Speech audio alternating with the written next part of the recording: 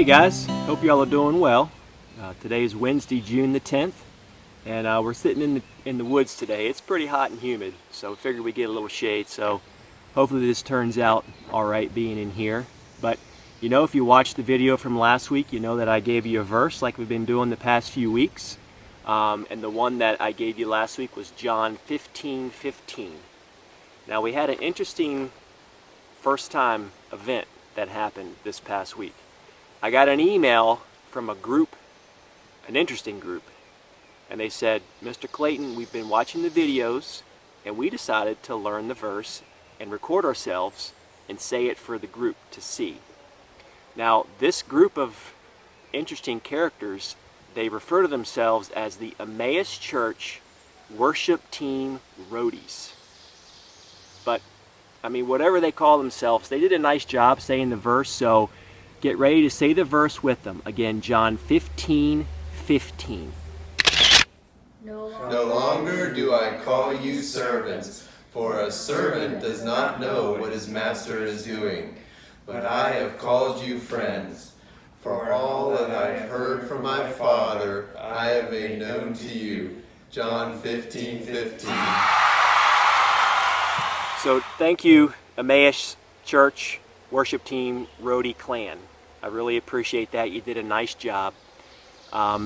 You know, it was also interesting because just the other day, I got a follow-up email from the little dude in the middle. You saw the one wearing the Green Bay Packer hat? And he said they call him Tightrope. That's his nickname, Tightrope. And he said, you know, I don't agree with the way everybody else was wearing their hat. And if you can kind of tell, I was given a signal that I prefer the curved brim because he did this. So Tightrope, we appreciate the subliminal message there. At the end of the day, I know you know where your next meal comes from, so you're probably doing the right thing in the video. So thanks. And again, great job, guys. Really appreciate you sending that video in. I also had an opportunity to speak to someone else from church this week. He reached out to me and said, you know, hey, Mr. Clayton, I would really love to have the kids hear a little bit about me. So I heard from Mr. Tommy Stewart. Most of you probably know Mr. Tommy. He's married to Miss Cindy, and they've been coming to Emmaus for about 3 years. He's a very interesting man. He's got a lot of things to share. And so a few of those things I'll pass along with you because I think you'll find them very interesting. And he's a great individual. Above all, it's very apparent that he loves God and he loves Scripture, and he wants to make sure that the things that he does match what Scripture says. But anyway, Mr. Tommy, you know, when he reached out to me, he said that most people don't know this, but he's actually related to some very famous people in history. His ancestors, they migrated here in the 1700s, and they settled in Virginia.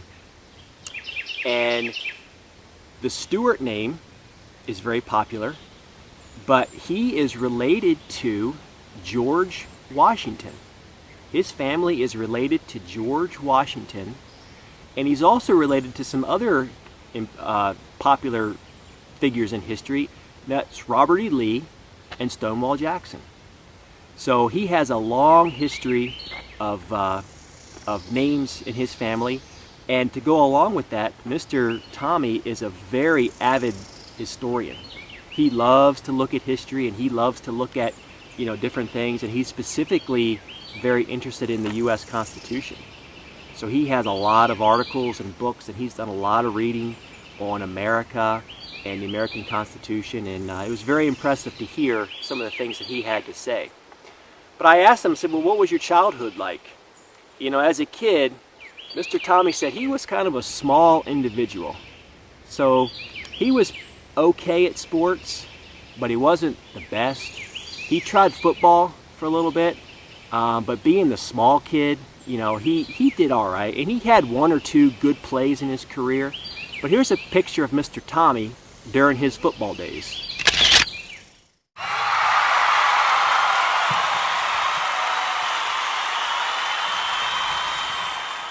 Now, when Mr. Tommy realized he was probably too small for football, he found his calling in track. Now here is a picture that Mr. Tommy sent me of him when he was probably 10 or 12, starting to run. And so here's him when he was probably 10 or 12.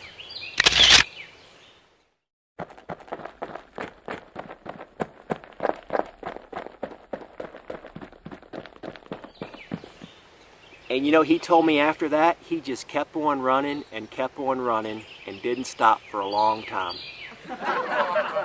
Well, fast forward a little bit, Mr. Tommy, after he finished school, he went to South Carolina for a little bit where he worked in a mill. And then he came back to Virginia, and this is where the story gets interesting. He met Miss Cindy at a high school reunion. Now, what Mr. Tommy told me is that he went up to Miss Cindy and said, "Miss Cindy, that guy you're dating is not the right guy for you. You need to go out with me." And the rest is history. And they've been married for almost 40 years. Now, when he told me that, I thought, man, Miss Cindy must have gotten married when she was really young. She can't be much older than 40. Do you think so? But today, something else interesting that Mr. Tommy did is he used to own a Christian newspaper for about a year and a half. So he wrote a lot of articles about the Bible and Christianity that was published throughout the Richmond area. They also had a church in their home for, I believe he said, about 16 years. So they held a home fellowship in their house. And today, Mr. Tommy's a painter. So I said, well, send me something that, one of your famous paintings. So he said, hey, this is my prize painting, and it would be good for the kids to see it. So here is one of Mr. Tommy's best paintings.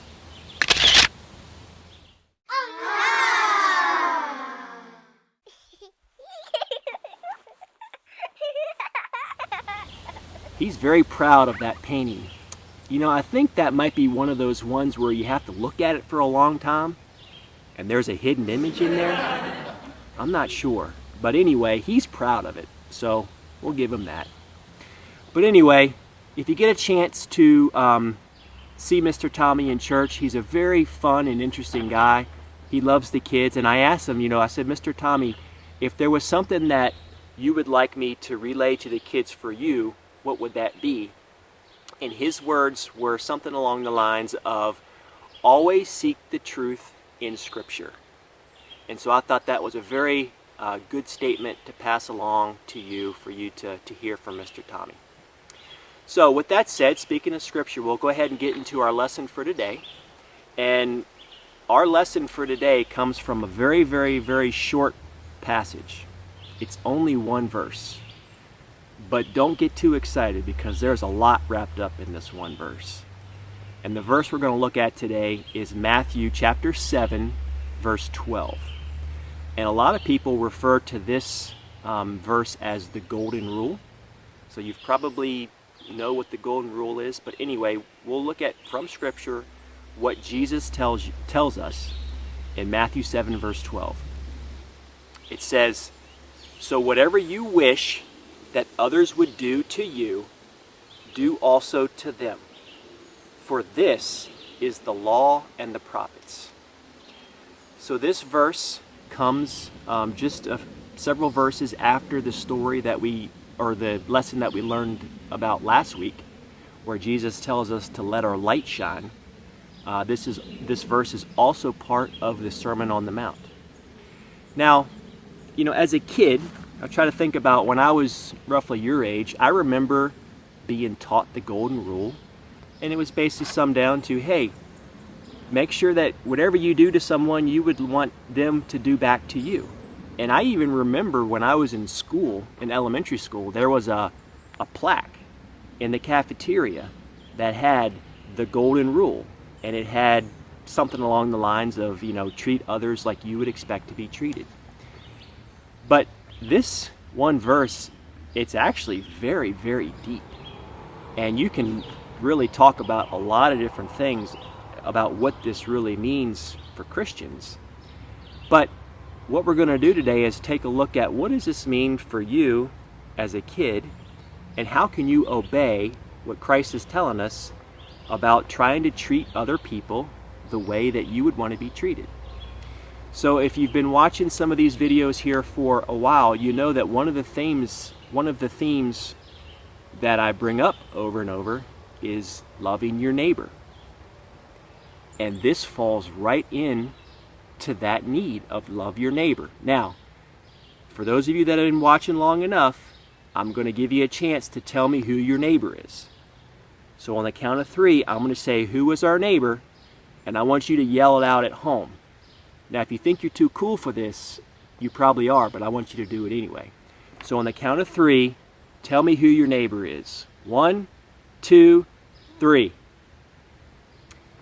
Now, if you said Mrs. Smith, you might be right if Mrs. Smith lives next door. But our neighbor is everybody. God says that everybody is our neighbor.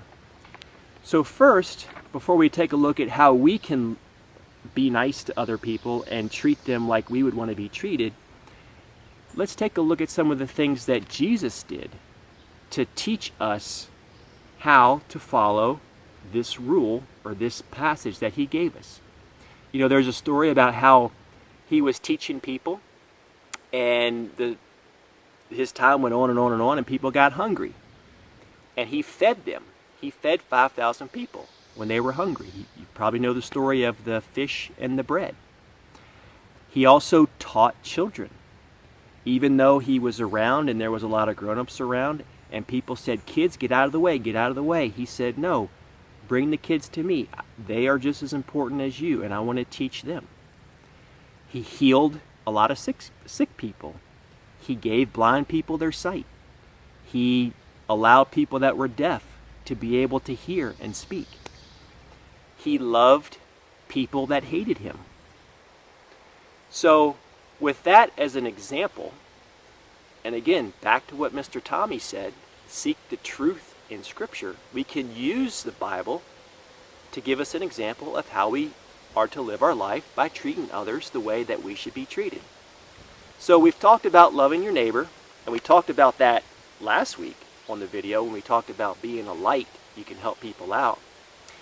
But some examples that I thought about that are good to fit you as you interact with your family and your friends and people that you run into is you can be a friend. You can be a friend to people, and that's how you can love them. Because let's just say you had a new person move in, or a new person comes to church, or you have, some other person. If you were in their shoes, that person would probably want you to be their friend. So that's a good way to reach out to them. A lot of times you probably get into arguments with your brothers and sisters or other friends. But one way you can treat them well is to not argue. You can make sure that you don't want what they have. In the Old Testament, it tells us not to covet what our neighbors have, or don't want what they have. You can listen to people. A lot of times people may have something they want to get across or something they want to say. And one way that we can show kindness to them or put ourselves in their shoes is to listen to the things that they have to say. Sometimes you may need to protect somebody. If one of your friends or someone's in trouble, you can help them out. Give them a place to stay. Give them some money, or do things to help put them in a better place. Again, if you were in that position, what would you want someone else to do to you? You can share. You can share the things that you have with other people. All of these things, these 8 or so things that I rattled off to you, what it comes down to is we have to put away selfishness. And I think by nature, we've mentioned this, we're all sinners. And by nature, we want to be selfish because of our sinful nature. I want things that I want. And there are a lot of times where I don't want to get rid of something that's comfortable or stop doing what I want to do to help somebody else because I can be selfish. But in order for us to treat others the way that we would want to be treated, we have to put ourselves in their shoes. When I was in probably middle school, and I asked Miss Kim about this, and we think this was probably around the 1990s, sometime before 2000. One of the first bracelets came out. Today you have bracelets for all kinds of things, about groups or movements or whatever, but one of the first bracelets that came out was one that just simply said WWJD, and it stood for What Would Jesus Do? Now at the time, honestly, I thought that the bracelets were kind of silly. I don't really like to wear those bracelets just because they're uncomfortable. But what it's saying, what would Jesus do, is that pretty much sums up the golden rule here that Jesus tells us about in this verse.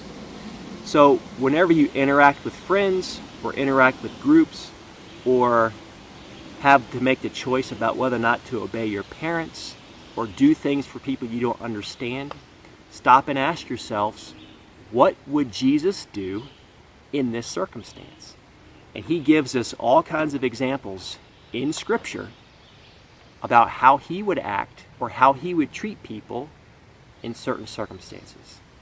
So if you have an opportunity to talk to your parents about how you can show love to other people, be a good neighbor, and treat other people the way that you would want to be treated, please talk to them about that, because this is a very, very powerful verse. It's short, but it encompasses so much of how Christians are supposed to act. And if we follow this rule, like we talked about last week, our light will shine to other people by treating them the way that we would want to be treated in that circumstance. So as always, I hope that these things you were able to understand these. And as always, if you have any questions, please talk to your family about it. Somehow reach out to me and we can talk more about it. Before I go, I do want to make sure that I give you the verse for next week. And that verse is going to be John chapter 15, verses 16 and 17. So let me read that.